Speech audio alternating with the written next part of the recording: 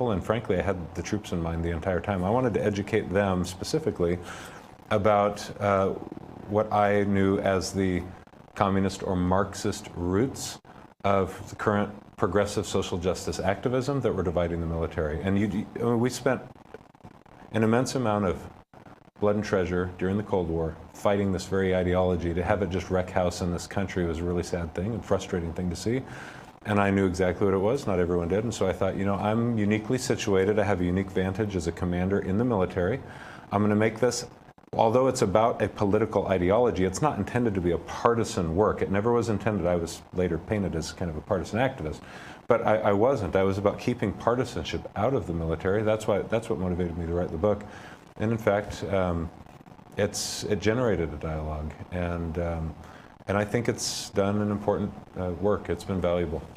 So I've also, and actually I you know, you wrote your book prior to mine, but I also wrote a book about, yes, you know, communist revolutions. You called yours The Irresistible Revolution. And I think one of the things we were just talking during the break that we both came about was that you saw this in China, but you really saw it in Bolshevik Russia, that one of the first things that the Bolsheviks did when they wanted to recruit, mm-hmm, was they actually went into the Tsarist army at the time. Now they're fighting in World War I, so they're on the Eastern Front, they're fighting the Germans, they're fighting the Austrians, but they start going in and they start introducing these justice reforms. Mm-hmm. And the justice reforms are meant to make the units more equitable. And they would say, well, your unit it's all Russian and, you know, ethnic Russian, and you need more Burgyars and Burats and Tajiks and Tatars and all of this, you know, because it's the Russian Empire, they've got all these Central Asian groups, and it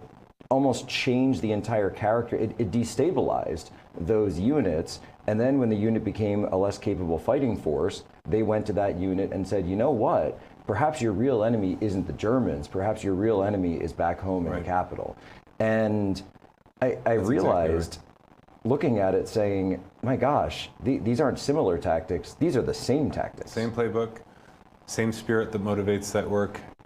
There is no enemy on this earth. I mean, I get to see a really clear picture now as the Undersecretary of the Air Force. We've got incredible airmen and guardians. They've got amazing weapons. We've got an amazing leadership right now under Secretary Hegseth and President Trump. No enemy on this planet is capable of unseating the United States as the great power on the earth. We can undo that ourselves, however, if we start fighting one another, if we start hating one another and demonizing the other, especially in uniform, because we become ineffective. We're distracted, and the mission that we do in the United States military requires a laser-like focus when you're training to do those missions. I just saw, if we've got time to tell a brief story, my first day back as a public servant, I went downstairs. I'd just been read in and was I was able to go in and sit down and receive some good and important information about our military operations. I sat down to listen to the planners and those that executed Operation Midnight Hammer in Iran, the strikes that were so well orchestrated. And I was nearly brought to tears, very emotional about the quality of work, the professionalism of these young men and women who flew bombers, flew fighters, flew tankers, did a lot of planning, sacrificed a lot of family time for a number of weeks to bring this together seamlessly and execute a mission that was fraught with peril. And it was just done so well, and that's the United States military. We are just excellent, and you cannot persist in that excellence if you are beset by distractions like diversity trainings, equity trainings. Secretary Hegseth has done a phenomenal job since the very beginning of eliminating those things.